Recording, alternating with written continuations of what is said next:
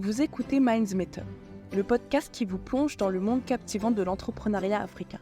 Je suis Louane et je suis ravie de vous retrouver pour un nouvel épisode inspirant.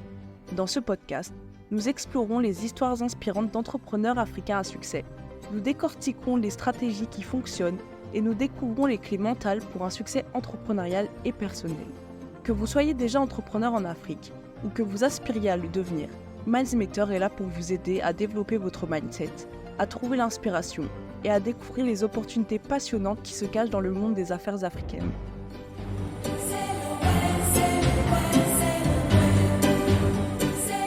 Bonjour tout le monde, j'espère que vous allez bien. On se retrouve pour un nouvel épisode qui s'appelle « Je ne sais pas quoi faire de ma vie ». Alors moi, je connais trop de personnes, de monde que je peux croiser dans la vie et qui vont me dire « Ah non, mais je sais pas quoi faire de ma vie, mais de toute façon, j'aime rien, il n'y a rien qui me passionne, qu'est-ce que je vais faire oui, toi, t'es jeune et tu sais quoi faire de ta vie, t'as de la chance, j'aimerais bien être à ta place. » Presque tous les jours, je croise des personnes comme ça. Donc c'est pour ça que j'ai décidé de faire un podcast sur ça, parce que je trouve ça super intéressant et c'est quelque chose qui est, on va dire, réglable très facilement puisque j'ai réussi à le faire. Et avant, moi non plus, je ne savais pas quoi faire de ma vie jusqu'à mes 19 ans, 20 ans. Ça fait seulement 6-7 mois que je sais vraiment qu'est-ce que je vais faire de ma vie. Avant, j'en avais aucune idée. Donc c'est pour ça que je veux en parler pour essayer de faire changer les gens vis-à-vis de ça. Alors, nous avons tous connu des moments où nous sommes sentis perdus, où le futur il semblait flou, nous nous sommes demandé quel est mon but, et c'est un sentiment courant et parfaitement normal. Beaucoup de philosophies et de pratiques suggèrent que lorsque nous nous alignons avec notre être intérieur, notre chemin il devient plus clair. Donc, on va parler dans ce podcast du pourquoi et essayer de trouver une solution ou des solutions qui règlent ça en mettant en place certaines choses. Et à la fin du podcast, je vais vous donner des références de livres à lire qui sont plutôt intéressants. Alors, on va commencer tout de suite. La bête noire qui cause tout cela. Là, il y a une bête noire qui cause tout cela et c'est les problèmes identitaires. Les problèmes identitaires, on n'en parle pas assez, je trouve, alors que ça arrive à 70% de la population. Alors, les problèmes identitaires, aussi appelés conflits ou crises d'identité, ce sont des situations où une personne elle éprouve de la confusion, de l'incertitude ou de la détresse par rapport à son identité, à qui elle est réellement, à ses valeurs, ses croyances et à son rôle dans la vie. Ces problèmes ils peuvent se manifester à différents moments de la vie, notamment à l'adolescence, au passage à l'âge adulte ou à des moments de transition majeure. Ils sont déclenchés par des facteurs tels que les attentes sociales, familiales, culturelles ou à des événements de vie très stressants. Les problèmes identitaires sont souvent une partie normale du processus de développement personnel et peuvent conduire à une meilleure compréhension de soi-même et à une croissance personnelle si on les aborde de manière constructive. Mais ils peuvent également être source de confusion et d'anxiété si on ne les gère pas de manière appropriée. Aujourd'hui, il y a trop de jeunes qui ont des problèmes identitaires sans même s'en rendre compte. Ils ne savent même pas ce que ça veut dire problème identitaire alors qu'ils sont en plein dedans. On est dans un monde où la multiculturalité règne et que nous sommes débordés d'informations et du coup, les problèmes identitaires, ils sont de plus en plus croissants parce qu'il y a tellement de cultures, de choses différentes qu'on ne sait même plus où mettre de la tête. On se perd et on n'arrive plus à retrouver notre chemin vers notre soi profond et notre vrai nous. Surtout dans la diaspora, car nous sommes des Noirs africains qui sommes dans une société blanche et occidentale. En fait, c'est comme si on n'avait pas vraiment notre place là. Et clairement, on n'a pas notre place là et on devrait... C'est pour ça qu'on va avoir beaucoup de problèmes identitaires. Moi, je pense que j'ai eu beaucoup de problèmes identitaires, surtout liés à ça, parce qu'on se retrouve dans une société qui discrédite notre façon de vivre et notre culture à nous. Elle la discrédite et elle estime que la sienne est meilleure. Et quand on est jeune et influençable, on va penser comme eux et on va se dire « Ah ouais, peut-être que la société occidentale, elle est meilleure » et on va commencer à se retrouver à faire des trucs de blanc. Et au final, on se retrouve avec des gros problèmes identitaires. Mais après ça, c'est des problèmes de la diaspora et des personnes qui ont été entourées d'occidentaux. C'est des problèmes qui ne sont pas à tout le monde, mais je suis sûre que ça vous est arrivé de vous perdre dans la culture d'un autre, que ce soit n'importe quelle culture, ça a dû arriver durant l'adolescence. La plupart des personnes, ça leur arrive. il faut savoir aussi que les problèmes, du coup, les problèmes identitaires, ils sont intimement liés au fait de ne pas savoir quoi faire dans sa vie. Je vais vous donner des points où les deux, ils sont liés. Alors, tout d'abord, la recherche de sens. Lorsqu'on se retrouve dans une situation où on ne sait pas quoi faire de notre vie, ça peut être le signe d'une quête de sens plus profonde. Les questions de but, les valeurs, les aspirations entrent en jeu. Et on se retrouve aujourd'hui, dans notre vie d'aujourd'hui, on se retrouve dans une société ultra matérialiste. Là, si je vois ce que la société veut de nous, c'est on est, on va à l'école, on va faire des études, on trouve un bon petit travail dans une petite multinationale, une petite entreprise là, qui nous vole bien toutes nos ressources et toute notre énergie. On fait des enfants, on meurt, et nos enfants font exactement pareil.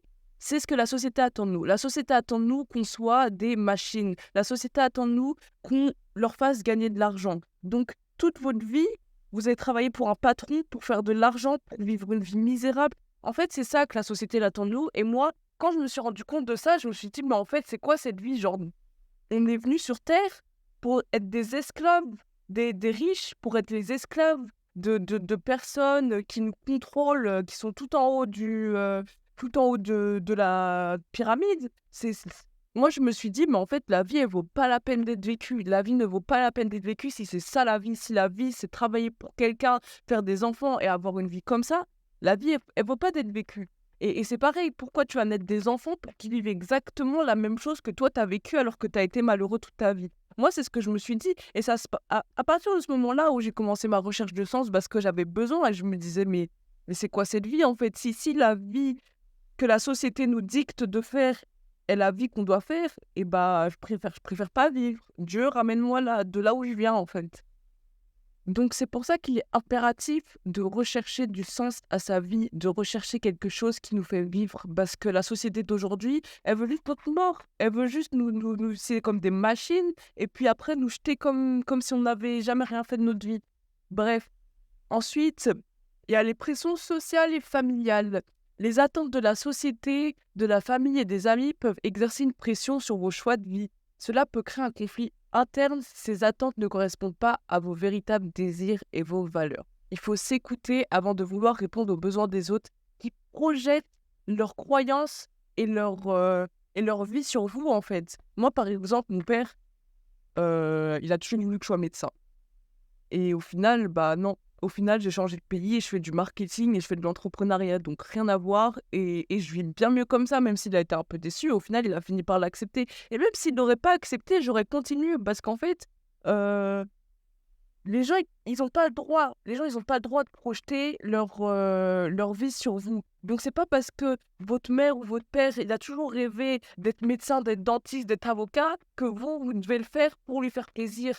Parce que ça va vous rendre malheureux si c'est pas ce qui résonne en vous. C'est pour ça qu'il faut toujours se prioriser soi avant de prioriser les autres. Et une fois que vous êtes priorisé vous, même si les autres, même si la société ou même si votre famille, elle va vous tourner le dos, et si c'est ce qui résonne dans votre cœur, faites-le parce que Dieu, il vous ramènera toujours vers le bien. Et soit votre famille un jour reviendra, et si votre famille ne revient pas, c'est que ça ne sert à rien. Faut vraiment pas choisir son destin par peur de la réaction des autres sur vos choix, en fait. Parce que c'est là où vous allez vous retrouver le plus malheureux. Moi, quand j'entends plein de personnes, par exemple, ma mère qui disait si seulement. Elle a toujours rêvé d'être artiste, ma mère, toujours rêvé d'être dessinatrice, tout ça. Elle l'a jamais fait et elle regrette amèrement. C'est pour ça que moi, quand je vois ça et que je vois toutes les personnes anciennes et âgées qui ont de l'expérience qui regrettent de ne pas avoir fait les choses qu'elles aimaient durant leur jeunesse, c'est là que ça me donne envie de faire les choses que j'aime parce que j'ai pas envie de finir avec des regrets et des remords. Et je préfère faire des choses que j'aime, échouer et au moins m'être dit, au moins j'ai essayé. C'est super important. Ensuite, il y aura les crises de transition. Les moments de transition comme l'adolescence, le passage à l'âge adulte ou même les événements de votre vie qui vont être majeurs, qui peuvent déclencher des problèmes identitaires et la recherche d'un but dans la vie. Mais les crises de transition, ça se fait tout au long de la vie. Il y a la crise de la quarantaine, la crise cinquantaine. Il y a à tout moment, rien qu'un un événement dramatique. Tout ça, c'est des crises de transition. Et c'est pour ça qu'il faut être prêt, il faut être résilient et il faut réussir à toujours voir le bon dans ces crises de transition et ne pas voir ces crises de manière fatale. Ensuite, on aura l'alignement avec soi-même. Alors, je pense que c'est très important de trouver sa voie dans la vie et ça implique souvent de se comprendre profondément, très profondément, mais pas comprendre votre ego, mais comprendre votre cœur, votre âme et votre esprit. Les problèmes identitaires, c'est un aspect clé de cette compréhension de soi car il demande d'explorer des valeurs, ses valeurs, ses passions et ses rêves. Qui nous sommes vraiment derrière tous ces masques qu'on s'est imposés pour plaire aux autres, en fait. Ensuite, il y a également la croissance personnelle. Donc, bien que les problèmes identitaires ils puissent être source de confusion, ils peuvent également être une opportunité de croissance personnelle en travaillant sur ces questions. Une personne peut finalement se rapprocher de la découverte de ce qu'elle souhaite réellement faire dans la vie en étant là où elle est le plus perdu possible. Et c'est ça la magie de Dieu aussi, c'est que le moment où, en fait, le moment dans une journée, par exemple, le moment où il fait le plus noir dans la journée, c'est juste avant l'aube. Le moment où il fait le plus sombre, c'est juste avant le lever du soleil. C'est pour ça qu'il faut jamais perdre espoir et toujours placer sa confiance en Dieu, parce que même quand vous êtes dans les endroits où il fait le plus noir, et bah Dieu il sera toujours là pour vous sauver. Et dans ces moments-là, ça se trouve, vous allez avoir une idée qui va arriver, une personne, une expérience qui va changer votre vie. Donc, faut toujours avoir confiance en ce que Dieu vous réserve et le temps de Dieu est toujours bon. Les problèmes identitaires et le fait de ne pas savoir quoi faire de sa vie, c'est interconnecté car il touche à la manière dont nous percevons notre propre identité et à notre quête de sens dans le monde qui nous entoure. Travailler sur ces aspects peut être une étape cruciale pour trouver la véritable voie dans votre vie. Par exemple, moi, comment j'ai réussi à trouver ce que je voulais réellement faire dans ma vie?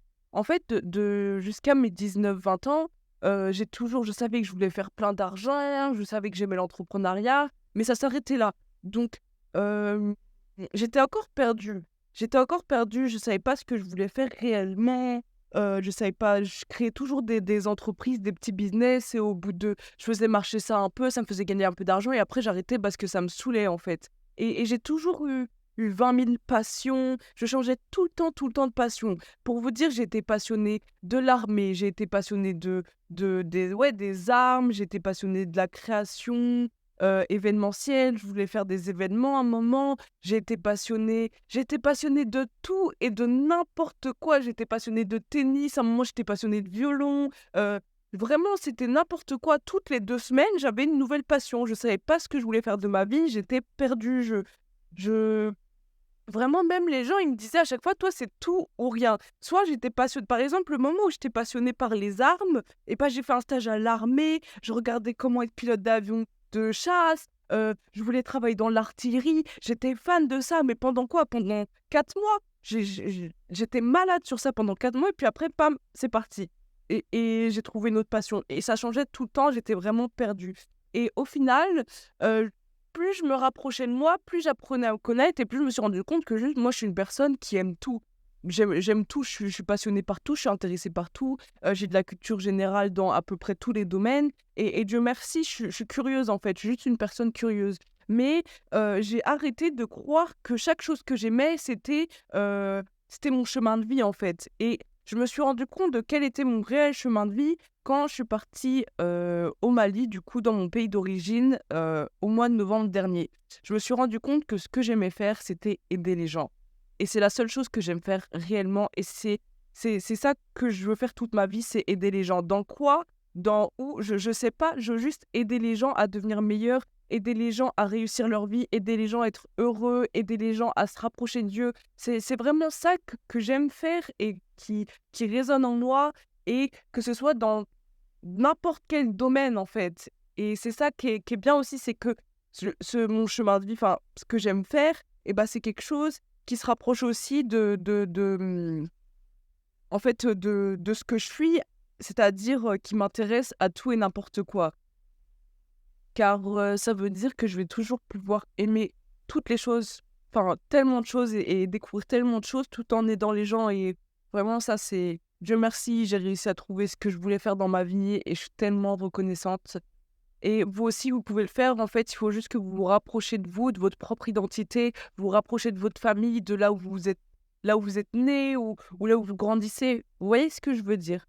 Ensuite, je pense qu'il faut que vous vous rapprochiez de Dieu et que vous appreniez sincèrement à vous connaître. Plus vous apprenez à être vous-même et authentique et accepter toutes les parts de vous, plus l'univers vous montrera la voie à prendre. Nous avons tous un destin et des chemins de vie qui seront plus ou moins incroyables en fonction de nos choix régis par le libre arbitre. Il faut bien comprendre ça. En fait, c'est vous qui choisissez si vous aurez un destin incroyable ou non en fonction des choix que vous allez prendre. Si, si en fait, vous choisissez de suivre votre cœur, et bah bien sûr que vous allez avoir un destin incroyable. Si vous choisissez de suivre votre ego et vos peurs, bah là, vous allez avoir un destin lambda d'une personne normale. Notre esprit, il est créateur, nous créons le monde qui est autour d'eux, donc que ça soit en mauvais ou en bien. Alors apprenez à connaître pour savoir ce que vous voulez réellement. Mais n'écoutez pas votre ego, car votre ego est un people pleaser. Un people pleaser, pour les gens qui connaissent, c'est, enfin pour les gens qui connaissent pas, du coup, c'est quelqu'un qui veut toujours plaire aux gens. Et au fond, votre ego, c'est ça. Il veut créer une illusion de vous qui puisse plaire à votre environnement. Il veut créer un faux self de vous. Et c'est pour ça qu'il faut pas l'écouter. Votre ego, c'est écouter le diable quand vous écoutez votre ego. Et à la place, vous écouterez votre âme et votre cœur, celui qui veut vous rapprocher de Dieu. Et même si ça peut être compliqué parce que votre âme et votre cœur, ils ont des décisions qui peuvent être dures, et bah je pense que c'est à eux d'écouter. Parce que si vous écoutez votre ego, vous allez finir malheureux car vous serez dicté par vos peurs. La vie, c'est un apprentissage constant. Et pour atteindre l'amour et l'illumination, si vous allez dans ce sens-là, Dieu, il pourra que vous donner une clairvoyance pour votre chemin de vie. Il faut suivre son cœur et non vos peurs. Ayez confiance en Dieu, n'ayez pas peur en l'avenir, avancez avec la conscience que les lois qui vous dépassent vous écoutent et vous donneront tout à l'heure où il le faut. God's timing is always right. Le temps de Dieu est toujours bon. Vous avez toutes les choses à l'heure où vous devez les avoir. Donc, ayez confiance en Dieu, patientez, travaillez sur vous et vous aurez tout ce que vous voulez. Tout. Que ça soit trouver votre sens à votre vie, faire plein d'argent, avoir des enfants, se marier, toutes les choses arriveront dans votre vie à l'heure et la seconde exacte quand Dieu l'aura décidé parce que c'est le meilleur pour vous à ce moment-là. Retenez bien ça aussi. Il y a une deuxième phrase que j'aimerais que vous retenez bien. Dieu veut pour nous ce qu'on veut pour nous. Mais nous ne voulons pas forcément ce que Dieu veut pour nous. Retenez bien cette phrase parce que c'est très important. C'est pour ça qu'à des moments, vous aurez des choses ou des obstacles que vous ne demandez pas à Dieu, comme ce manque de sens que vous pouvez avoir en ce moment peut-être, comme le fait que vous avez échoué à un examen ou que quelque chose comme ça, mais c'est pour votre bien. C'est pour vous faire travailler sur vous-même et vous rapprocher le plus possible de votre vous intérieur. Et au fond, pour vous rapprocher le plus possible de votre but, mais vous l'avez pas encore vu que tous ces échecs et toutes ces galères-là, c'était pour vous rendre meilleur. Donc, encore une fois, Dieu veut pour vous ce que vous voulez pour vous. Mais nous, on va pas vouloir ce que Dieu veut pour nous parce que on croit en fait, on pense que la souffrance, c'est quelque chose de mauvais. Mais c'est par la souffrance qu'on apprend le plus rapidement possible et c'est par la souffrance qu'on apprend le plus consciemment possible. Si on avait une vie faite que de bonheur et de bonnes choses, on n'arriverait pas à être conscient et on se rendrait pas compte des belles choses en fait. Parce qu'on n'aurait pas connu le pire, du coup, on n'arriverait même pas à aimer ces belles choses. Donc, je suis sûre qu'en tant qu'être humain, si on n'avait que des bonnes choses dans notre vie, on trouverait quand même des petits trucs qui nous plaisent pas alors qu'on aurait une vie littéralement parfaite. C'est pour ça que Dieu, il nous met dans des situations de souffrance et d'échec pour pouvoir qu'on se relève et que ensuite, une fois relevé, on ait appris et qu'on puisse profiter des belles choses qu'il nous donne ensuite. Il faut savoir que tout est à l'intérieur de vous et rien n'est à l'extérieur. On ne peut pas blâmer notre environnement. Il faut savoir être responsable et prendre sa vie en main pour avancer. Là, je vais faire un petit coup de gueule sur la race humaine. Faut vraiment arrêter de blâmer votre environnement pour votre malheur. Arrêtez de faire la victime. Arrêtez de croire que tous les gens sont mauvais, que vous n'avez pas de chance, Non, tout est en vous en fait. Si les gens sont mauvais avec vous, c'est que vous êtes vous-même mauvais avec vous-même. Si vous avez une vie nulle, c'est qu'à l'intérieur, vous ne souhaitez même pas avoir cette belle vie parce que vous ne faites pas l'effort pour. Vous pouvez avoir tout ce que vous désirez. Votre esprit est un esprit créateur. Donc arrêtez de blâmer les autres, de blâmer tout votre environnement pour vos malheurs en fait, et pour n'importe quel malheur. Et souvent les gens ils disent ouais mais toi t'as pas connu ça, ouais et eux c'est injuste, ouais regarde cet enfant, il a eu cette vie-là, et c'est pas de sa faute et tout. Mais arrêtez, tout est en vous, tout est en vous, toutes les choses, les malheurs qui vous arrivent sont des choses soit que vous rejetez, soit que les autres rejettent sur vous, mais ou soit qu'il y a une expérience et une leçon à tirer de ce malheur. Il y a toujours des bonnes choses derrière les malheurs que vous voyez. Alors arrêtez de faire la victime sur ce qui se passe en ce moment dans votre vie. Je connais des gens, ils sont tout le temps en train de se plaindre, en train de critiquer les choses qui leur arrivent, critiquer les choses qui sont autour d'eux, en train de ouais, j'aime pas ça, ouais, c'est nul, ouais, je veux pas faire ça, ouais, elle est de même. Arrêtez, par pitié, pour vous-même, arrêtez, parce que c'est comme ça que vous créez votre malheur. C'est de cette façon-là que votre malheur et que le fait que vous savez pas quoi faire de votre vie et que vous aimez rien, et bah ça part de vous-même, de vos paroles, de vos pensées. Donc arrêtez d'être une personne comme ça et devenez meilleur. Croyez en Dieu, ayez confiance en Dieu malgré tous les malheurs, tous les obstacles qui s'affranchissent et qui sont devant vous. Vous allez tous les passer un par un si vous croyez en Dieu et que vous pensez que la puissance de Dieu est plus grande que les malheurs qui sont en ce moment dans votre environnement.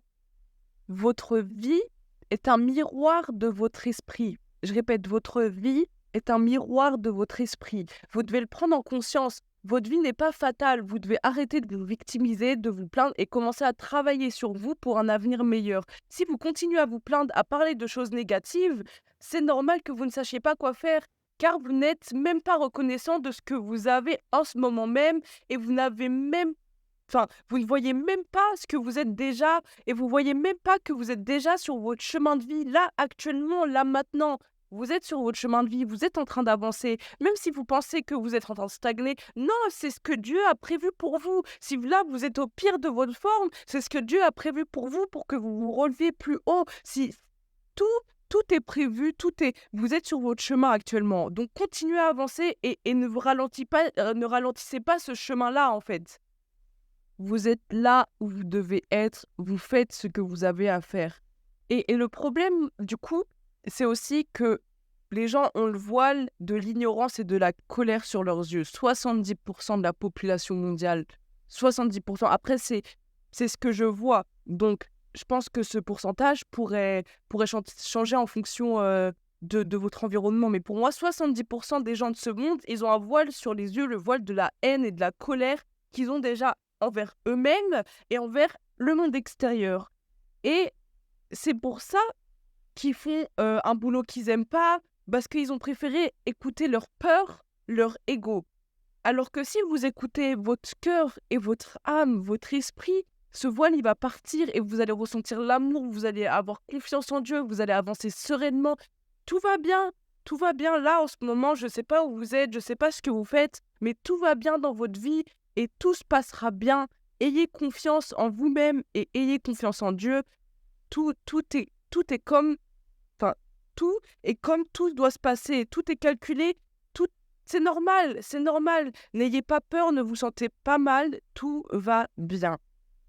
Donc, pour conclure sur ce chapitre des problèmes identitaires et de la croyance en soi, croyez en vous, travaillez sur vous, apprenez sur vous. Ce n'est pas les autres le problème, ce n'est pas votre environnement le problème. S'il y a un problème, il est en vous. C'est pour ça qu'il faut travailler en vous pour réussir à découvrir qu'est-ce que vous faites vraiment sur Terre, pourquoi vous êtes là, qu'est-ce que vous allez faire de votre vie. Et c'est comme ça, une fois que vous aurez travaillé sur vous, vous allez vous rendre compte, comme je dis, que tout va bien et que vous êtes là où vous devez être, à l'heure où vous devez être.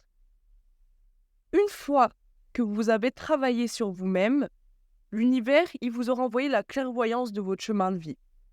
Et un petit aspect de la vie résonnera en vous. Je ne sais pas lequel, mais il y aura toujours un petit aspect de votre vie qui va résonner en vous. Et il sera temps de se demander comment le mettre en pratique. Et comment le mettre en pratique dans votre vie? On peut le faire grâce à l'ikigai. C'est un concept japonais. Alors l'ikigai, souvent se traduit comme raison de vivre ou joie de vivre. C'est un concept fascinant qui peut nous aider à trouver un but profond dans la vie. Commençons par définir ce qu'est l'ikigai. Il s'agit de la convergence de 4 éléments clés. Votre passion, votre mission, votre vocation et votre profession. L'ikigai se situe au croisement de ces éléments et c'est là que vous pouvez trouver un véritable sens dans votre vie. Tout d'abord, votre passion. Il s'agit de ce que vous aimez, de ce qui vous passionne profondément, de ce qui vous fait lever le matin avec enthousiasme. Pensez à ce qui vous anime, à ce qui vous fait vibrer, à toutes ces choses-là. Comme je dis, l'ikigai, ce sera utilisé une fois que vous aurez appris à faire un travail sur vous pour essayer de commencer à voir quel est votre chemin de vie. Moi, très longtemps, comme je vous ai déjà dit, j'essaie de me créer des passions, j'essaie de trouver un truc qui me fascine. Vraiment, comme je vous ai dit, j'ai eu toutes sortes de passions, mais vraiment, mais du tout au tout, rien à voir, des choses qui n'ont rien à voir, hein. J'ai aussi été passionnée de chevaux. Vraiment, c'est ridicule. Ça me fait rire et c'est ridicule, mais c'est drôle et je suis contente d'avoir aimé toutes ces choses parce que maintenant, en fait, grâce au fait que j'étais passionnée par tellement de choses toutes les 3 semaines, et ben en fait, je me renseignais tellement sur cette chose-là que maintenant, j'ai une culture générale incroyable et que je connais plein de choses et c'est trop bien en fait. Mais du coup, faut vraiment que vous essayiez de trouver une passion, mais qui résonne en vous sur le long terme. Sur le long terme, je dis ça surtout pour moi. Là, je le dis pour moi. Il faut que j'apprenne à trouver des choses qui restent sur le long terme. Et du coup, moi, ce que j'ai trouvé, c'est le fait, comme je vous ai dit, d'aider les gens. Donc, il faut que vous trouviez une passion, également quelque chose que vous aimez, que vous pourrez mourir pour ça, à la limite, quoi. Ensuite, il y a votre mission. Quelle est la contribution que vous souhaitez apporter au monde? Quels sont les problèmes ou les causes qui vous tiennent à cœur? Identifiez votre mission, car c'est là que vous pourrez apporter une véritable valeur à votre vie et à celle des autres. Moi, ma mission, du coup, je l'ai trouvée en allant au Mali. Et ce que je veux, moi, c'est aider l'Afrique et la diaspora à grandir, surtout. Moi, c'est vraiment les personnes africaines que je vise. Ensuite, troisièmement, votre vocation. Quelles sont vos compétences et vos talents naturels? Qu'est-ce que vous pouvez mieux faire que quiconque? Quelle est la chose, les gens, à chaque fois qu'ils vous voient faire cette chose, ils sont en mode waouh, mais c'est incroyable ce que tu as fait. Votre vocation réside dans ce que vous êtes naturellement doué pour faire. Moi, par exemple, pour ma part, c'est tout ce qui est graphisme digital, entrepreneuriat, écriture et toutes ces choses-là. Ensuite, et pour la dernière part, ce sera votre profession. C'est ce qui vous permet de gagner votre vie, de subvenir à vos besoins financiers. Et voilà, en gros, c'est juste le fait de travailler et de gagner de l'argent avec ce qui vous plaît. Bien que la recherche de l'ikigai ne doive pas nécessairement se faire au détriment de la stabilité financière, il est essentiel de trouver un équilibre entre votre profession et les autres aspects de votre vie. Maintenant que nous avons défini l'ikigai, nous devons voir comment le mettre en place. Alors tout d'abord, vous pouvez prendre le temps de réfléchir profondément à chaque élément de l'ikigai. Notez ce qui vous passionne, votre mission, vos compétences et comment vous pouvez les intégrer dans votre vie professionnelle. Parlez à des amis, à des proches, des mentors ou à des thérapeutes pour obtenir des perspectives qui sont extérieures sur vos forces et vos passions. N'hésitez pas à demander un avis à votre environnement, car comme j'ai dit encore une fois, votre environnement, c'est votre miroir. Donc, ils vont refléter aussi ce que vous avez en vous. Donc, c'est important aussi d'être proche de son environnement. Parfois, les autres, ils peuvent voir en nous des choses que nous ne voyons pas en nous-mêmes. Et moi, je pense que c'est ce qui m'est arrivé, c'est à force d'entendre les gens me demander de l'aide ou tout ça, que je me suis rendu compte qu'en fait, j'aimais faire ça. Ensuite, soyez patient avec vous-même. La recherche de l'ikigai est un processus continu. Et il peut prendre du temps pour trouver l'équilibre parfait entre ces éléments. Enfin, n'ayez pas peur d'explorer de nouvelles opportunités et de prendre des risques pour aligner votre vie sur votre ikigai. Parfois, cela signifie de sortir de sa zone de confort, mais ça peut être aussi incroyablement gratifiant. L'ikigai, c'est un concept puissant qui peut nous aider à trouver un but profond dans la vie en équilibrant passion, mission, vocation et profession. En suivant ces conseils pratiques et en prenant le temps de réfléchir à ces éléments, vous pouvez définir votre propre ikigai et donner un nouvel élément à votre vie. Alors, j'ai posté, pour les personnes qui sont plus visuelles, je suppose qu'il y a beaucoup de personnes qui sont très visuelles, sur mon Insta minds.matters, j'ai posté un schéma de l'ikigai, ou sinon, vous pouvez tout simplement rechercher sur Internet ikigai et on vous donnera des schémas et comme ça, vous pourrez plus visualiser à quoi ça ressemble et qu'est-ce que c'est. Ensuite, pour finir ce podcast, je vais vous donner des ressources utiles de livres qui m'ont vraiment aidé du coup à trouver ma vocation et un peu à changer ma vie. Alors, on va commencer par le premier qui s'appelle Où est ma place de Josiane Makamté. Josiane Makamté, c'est une auteure camerounaise qui fait la peinture des vices qui minent la société africaine. Et elle nous transporte dans les coulisses d'une expérience surréaliste qui va changer votre perception de l'amour. J'en dis pas plus et je vous laisse aller le lire. Vous pouvez l'acheter sur un site internet qui a été créé par un entrepreneur africain qui s'appelle argentlivre.com. Et il est disponible sur cette plateforme-là. Ensuite, comme deuxième livre, il s'appelle Avec Dieu, nous ferons de bonnes choses de apôtre Mylène Moudiaï. Ce livre est avant tout un guide qui vous révèle comment attirer les miracles, comment attirer ce que vous désirez grâce à Dieu dans votre vie. Lorsque vous appliquerez les enseignements dits dans ce livre, vous verrez que c'est d'une pertinence incroyable et que ça aide énormément. Ce livre est également sur le site argentlivre.com. Ensuite, il y a le livre de Lise Bourbeau. Lise Bourbeau, c'est une grande auteure sur le développement personnel et les traumatismes. Et ce livre-là s'appelle Qui es-tu? Donc le livre de Lise Bourbeau, Qui es-tu? Très intéressant, c'est un des premiers livres qui m'a fait me réveiller en fait. Et c'est un livre qui va vous décrire en fait.